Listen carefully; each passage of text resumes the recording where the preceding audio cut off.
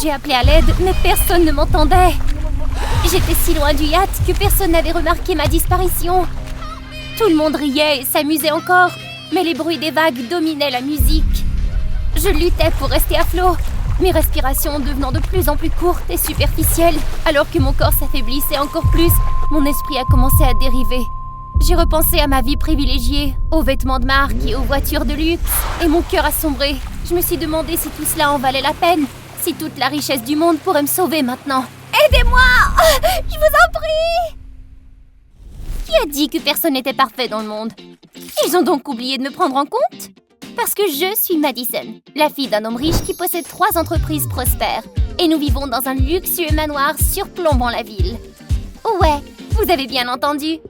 C'est ainsi que je suis devenue la fille la plus populaire de l'école, avec des vêtements de marque, des voitures de luxe et des notes parfaites. Quelle couleur de robe voudriez-vous porter à la soirée? Nous avons des Porsche, des Lamborghini et des Mercedes. Laquelle voudriez-vous conduire? Oh, Madison, nous sommes honorés d'avoir une excellente élève comme toi. Et ce n'est pas tout. Il y a encore une chose géniale que je vais vous montrer. Voici Christine, ma meilleure amie. Elle est belle, douce et très gentille. Nos parents sont très proches, et nous aussi.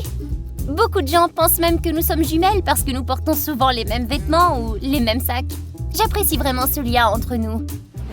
Madison, acceptes-tu finalement d'être ma petite amie? Non. Je peux tout te donner dans le monde. Non. Madison, je peux mettre ton nom sur la carte? Non. Mais attendez. T'es Jack? L'ex de Christine? Ouais. Mais ça n'a pas d'importance, pas vrai? Tu ne l'as jamais mérité. Et t'es pas à mon niveau. Évidemment. Sortir avec l'ex de sa meilleure amie? Berk! Dégoûtant! Je ne laisserai rien gâcher notre amitié. Un jour, mon père a annoncé qu'il venait d'acheter un yacht de luxe et a décidé d'organiser une super fête pour célébrer l'occasion. Trop bien! Je vais inviter tous mes associés et leurs familles. Tu peux aussi inviter tes amis, Madison. Ce sera super. Yahoo! Une fête! Inutile de dire que j'ai passé des semaines à préparer ma tenue, à choisir les bijoux parfaits et le maquillage adéquat. Le jour venu, je suis arrivée sur le yacht vêtue d'une magnifique robe fluide Dior et de bijoux étincelants. Dès que j'ai posé le pied sur le yacht, j'ai été éblouie par les flashs des appareils photos des paparazzi qui avaient été autorisés à monter à bord du yacht pour couvrir l'événement. Waouh! Vous êtes magnifique! Après les avoir retournés avec un sourire, j'ai jeté un coup d'œil autour de moi et j'ai vu une foule de visages familiers et de nouvelles connaissances. Bien sûr, j'étais le centre de la fête, attirant toute l'attention des garçons autour. Au fur et à mesure que la nuit avançait, j'ai commencé à remarquer que quelque chose n'allait pas. Christine ne s'était toujours pas montrée. Alors que je la cherchais, j'ai aperçu Jack. Papa! Ce garçon Jack! Pourquoi il est ici? Oh! C'est le fils de mon ami. Ah ouais, hein? Jack venait d'une famille aisée. Pas étonnant que Christine se soit entichée de lui. Au milieu de la fête, je me suis approchée et j'ai discuté avec un groupe de garçons sur le pont supérieur du yacht, dont Jack. Tu ressembles à Rose sur le Titanic. Et quelle coïncidence que je m'appelle Jack. Alors que tous les garçons ont éclaté de rire, j'ai commencé à marcher. Mais soudain, j'ai senti une poussée par derrière, puis je suis tombée dans l'eau noire et froide. J'ai pris un grand respire et j'ai essayé de reprendre pied, mais les vagues étaient bien trop fortes. J'ai lutté pour rester à flot alors que le courant m'emportait et je me débattais. À l'aide! Papa! Aide-moi! J'ai crié et appelé à l'aide. Mais tout ce que j'entendais, c'était le bruit qui venait d'au-dessus du yacht. Mes oreilles bourdonnaient. Allait-il se rendre compte de ma disparition? Mes bras ont commencé à faiblir et j'ai glissé sous les vagues. J'ai senti mon corps s'illuminer. Où est-ce que j'étais? Toutes nos condoléances. Attendez, quoi? J'ai vu mes parents pleurer. Ils étaient à l'hôpital? C'est moi, ça? J'étais allongée sur un lit blanc, complètement inconsciente. Étais-je vraiment morte? Allô? Tout le monde, je suis là! Papa! Maman! J'ai encore tellement de choses à faire! Non, ce n'est pas possible! Non! Je me suis réveillée et j'ai trouvé mon corps épuisé et ma mémoire floue. Est-ce Que Jack m'aurait poussé par-dessus bord? J'ai regardé autour de moi et j'ai réalisé que j'étais allongée sur une plage inconnue. Devant moi se trouvait un jeune homme qui semblait m'avoir sauvée de la mort. Ah, toujours en vie? Où est-ce que je suis? Je ne sais pas. Quoi? Quoi? Qu'est-ce qu'il y a? C'est comme ça que tu remercies la personne qui t'a sauvé la vie? Tiens, mange ça. Heureusement pour toi, j'emporte toujours de la nourriture avec moi lors de mes petits voyages. J'ai hésité. Est-ce que je devrais lui faire confiance? Mais j'avais tellement faim et j'étais totalement désemparée. J'ai donc dévoré la nourriture et la boisson que ce type m'a donnée. Il s'appelait Alex. Il avait quelques années de plus que moi. Il était bronzé et musclé avec un sourire éclatant sur le visage. Il m'a raconté qu'il vivait dans un petit village voisin et qu'en ramant pour explorer de nouvelles îles, il m'avait vue giser sur la plage, inconsciente. Tu viens d'une famille riche, pas vrai? J'ai remarqué ta robe. C'est juste.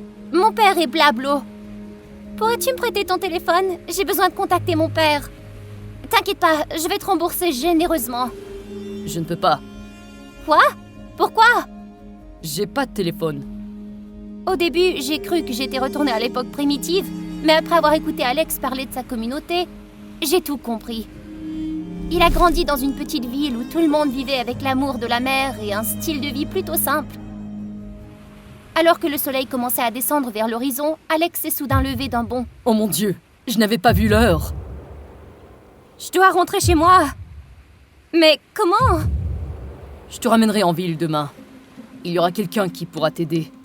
Mais j'ai bien peur que nous devions passer la nuit sur cette île ce soir. La mer est extrêmement dangereuse, surtout la nuit. Sa déclaration m'a laissé pantois. Passer la nuit dans un endroit aussi désolé me rendait totalement anxieuse. Il faut faire un feu de camp d'abord.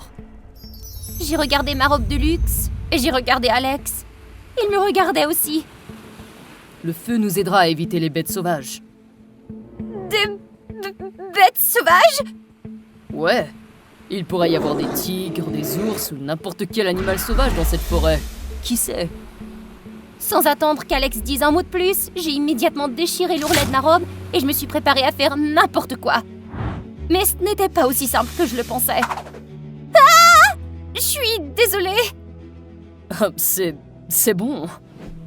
Nous avons ramassé du bois et du petit bois. Et bientôt, nous avions un feu rugissant qui crépitait entre nous. J'ai cru que j'allais mourir de faim ici. J'ai donc pris le dernier pain qu'Alex m'avait donné depuis le matin. Mais quand j'étais sur le point de prendre une grosse bouchée... Mais qu'est-ce que... Cet incident a fait éclater de rire Alex. Alors que la nuit tombait, nous nous sommes assis ensemble et avons regardé les flammes vaciller et danser. J'ai pensé à ma vie d'avant. Tout était si contrôlé, si planifié. Mais ici, sur la plage, avec Alex, je me sentais libre. Tu sais quoi? Je dois toujours me montrer comme une personne exceptionnelle. Tu dois te sentir très fatiguée. Lorsque les étoiles ont commencé à scintiller au-dessus de nous, j'ai eu l'impression de m'être fait un véritable ami. Je savais qu'Alex et moi venions de mondes très différents, mais à ce moment-là, je m'en moquais. Tout ce que je savais, c'est que j'avais trouvé quelqu'un en qui je pouvais faire confiance. Quelqu'un qui me donnait l'impression de ne pas avoir à dresser de murs ou de façade. En m'endormant cette nuit-là, avec le bruit des vagues qui s'échouaient sur le rivage et l'odeur du sel dans l'air, j'ai su que j'avais vécu quelque chose de très spécial ce jour-là. Le lendemain matin, la lumière vive du soleil et le bruit des vagues m'ont réveillée. Et il n'y avait personne autour de moi. Est-ce que j'avais rêvé ou imaginé tout cela? Hé, viens ici, regarde. En entendant sa voix, j'ai souri et je me suis précipitée vers lui. Quoi? Pourquoi tu souris comme ça? Y a-t-il une étoile de mer sur mon visage? Non, j'ai fait un beau rêve la nuit dernière. Ça doit t'appartenir, Christine. Je l'ai trouvé là où tu étais allongée sur la plage hier. A dit Alex en me tendant un collier. Mais je ne m'appelais pas Christine. Ce nom m'a abasourdie alors que la mémoire redémarrait. Tout m'est revenu comme un film au ralenti, très clair cette fois-ci. Je croyais que c'était Jack qui m'avait poussée, mais ce n'était pas lui. Cette nuit-là, quand je me suis sentie poussée en avant de tomber dans la mer, je me suis retournée et j'ai essayé de m'accrocher à ce qui se trouvait derrière moi. Ce collier appartenait à la personne qui m'avait poussée. C'était... Christine? Mais pourquoi elle m'aurait fait ça? Sous le choc, j'ai bredouillé à Alex. Et je dois rentrer maintenant. J'ai quelque chose à faire. Monte sur le bateau. Je te ramène d'abord à ma ville. Alors que nous montions dans le bateau, j'ai entendu un hélicoptère voler au-dessus de nos têtes. Madison! Est-ce que c'est toi? Quand l'hélicoptère a atterri, mon père a sauté pour attraper Alex. Qui êtes-vous? Qu'avez-vous fait à ma fille? Calme-toi, papa! C'est Alex! Il m'a sauvé la vie! Vraiment? Après avoir reçu ma confirmation, il s'est calmé et a même remercié Alex. Nous avons proposé à Alex de l'inviter sur le continent, mais il a refusé. Nous nous sommes donc séparés ici, même si beaucoup de choses n'ont pas été dites. Mais j'avais quelque chose à faire. Christine devait payer pour ce qu'elle m'avait fait. À mon retour, je me suis immédiatement rendue à l'école pour faire face à Christine. Oh, Madison! Dieu merci, tu es encore en vie! Je me suis fait un sang d'encre pour toi! C'était toi qui m'as poussé dans la mer cette nuit-là, hein? Tu dis n'importe quoi! Nous sommes meilleurs amis! Ouais, nous l'étions! Au fait, où se trouve le collier avec ton nom dessus? Celui que je t'ai donné? Je dois l'avoir laissé tomber quelque part? Non, il est juste ici. Je l'ai accidentellement arraché au moment où tu m'as poussé cette nuit-là. C'est une fausse accusation! Je vais te poursuivre pour diffamation! Christine s'est lancée sur moi et s'est précipitée pour me voler la preuve. Mais je ne la laisserai pas faire. Ça suffit, Christine. Tu dois assumer la responsabilité de tes actes. L'affaire a duré 2 semaines et Christine a finalement dû payer le prix de ses actes. Il s'avère qu'elle a toujours été secrètement jalouse de moi pour tout ce que j'avais, alors que je pensais que nous étions meilleurs amis.